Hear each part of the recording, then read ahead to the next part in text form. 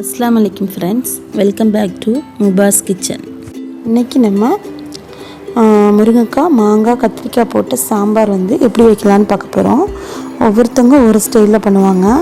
நான் எப்படி பண்ணுவேன் அப்படிங்கிறத பார்க்கலாம்.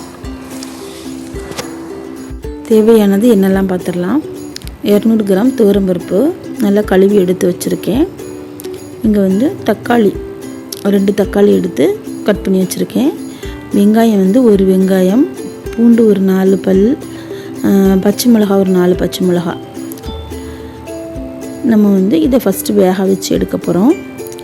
தாளிக்கிறதுக்கு வந்து கருவேப்பிலை, கடுகு, சீரகம், வெந்தயம் எல்லாம் ஒரு டீஸ்பூன் எடுத்து வச்சுருக்கேன்.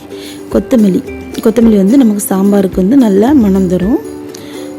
உப்பு தேவையான அளவு, எண்ணெய் வந்து 1 டேபிள் ஸ்பூன். காய்கறி வந்து என்னெல்லாம்னா முருங்கைக்காய், கத்திரிக்காய், மாங்காய் நான் வந்து போட போகிறேன். நம்ம என்ன காய்கறி இருக்கோ எதுனாலும் நம்ம போட்டுக்கலாம், நம்ம விருப்பம்தான். அப்புறம் வந்து புளி கொஞ்சம் ஊற வச்சுருக்கேன். மசாலா ஐட்டம் வந்து நம்ம போடும்போது என்னென்ன போடலான்னு பார்க்கலாம்.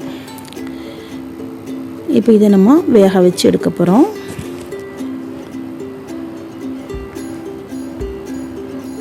கேஸ் ஆன் பண்ணிவிட்டு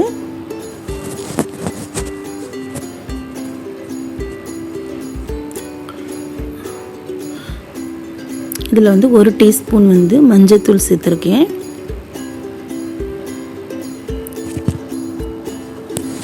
ஒரு டீஸ்பூன் வந்து எண்ணெய் சேர்த்துருக்கேன். நம்ம வந்து எண்ணெய் வந்து சேர்க்குறதுனால பருப்பு வந்து நம்மளுக்கு நல்லா அழகாக ஒன்று போல் சீக்கிரமாக வெந்துடும். நம்ம 4 விசில் போடுற இடத்துல 2 விசில் போட்டாலே போதும், நல்லா வெந்துடும். அப்புறம் இதை நம்ம ஒரு 2 விசில் வச்சு எடுக்க போகிறோம். இப்போ வந்து 2 விசில் வச்சு நம்ம எடுத்துருக்கோம். நமக்கு வந்து ரொம்ப பருப்பு வந்து வெந்துடவும் கூடாது. ரொம்ப கொலைய வெந்துட்டுனா நமக்கு ஒரு மாதிரி குழுன்னு இருக்கும், நல்லா இருக்காது. நமக்கு வந்து வெந்தும் இருக்கணும், கொஞ்சம் லைட்டாக பருப்பு கடக்கிற மாதிரி இருக்கணும். அப்போ தான் சாம்பார் வந்து நமக்கு நல்லாயிருக்கும். இப்போ நம்ம எடுத்து வச்சுருந்த காய்கறி எல்லாத்தையுமே அதில் போட்டுடலாம்.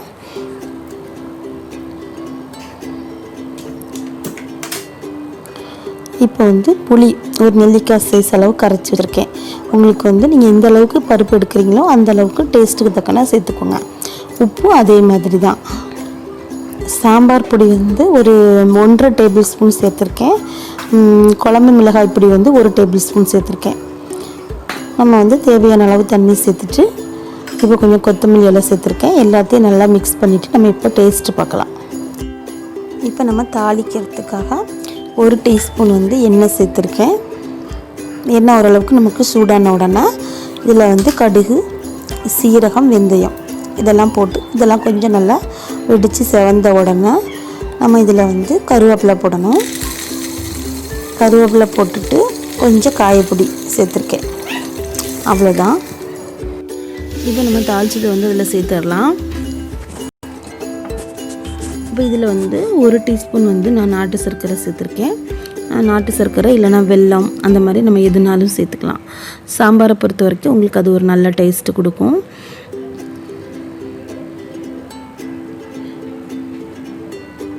இப்போ நம்ம நல்லா மிக்ஸ் பண்ணி விட்டுட்டு டேஸ்ட்லாம் கரெக்டாக இருக்கான்னு பார்த்துட்டு நான் இப்போ இதை மூடி வந்து வைக்க போகிறேன். மூடி வந்து ஒரு விசில் விட மாட்டேன், அப்படியே வைக்க போகிறேன். இப்போ நம்ம வந்து மூடி அப்படியே வச்சிடணும். உங்களுக்கு ஏற்கனவே கேஸ் இருந்ததுக்கு அந்த குழம்பு நல்லா கொதிச்சுட்டு இருக்கும். நம்ம அப்போது அந்த டைமில் மூடி நம்ம அப்படியே வைக்கும்போது உங்களுக்கு வந்து காய் சீக்கிரமாக அழகாக வெந்துடும். நம்ம எப்போ எடுக்கணுமோ அப்போ திறந்து எடுத்துக்கலாம். கத்திரிக்காய், முருங்கைக்காய்லாம் வந்து நமக்கு சீக்கிரமாக வேகக்கூடியது. அதனால் விசில் வராமல் பார்த்துக்கணும். டக்குன்னு ஆஃப் பண்ணிடணும் அடுப்பை. இப்போ நமக்கு சாம்பார் ரெடி ஆயிடுச்சு. இந்த சாம்பார் வந்து தோசை, இட்லி, ரைஸ் எல்லாத்துக்குமே நல்லாயிருக்கும்.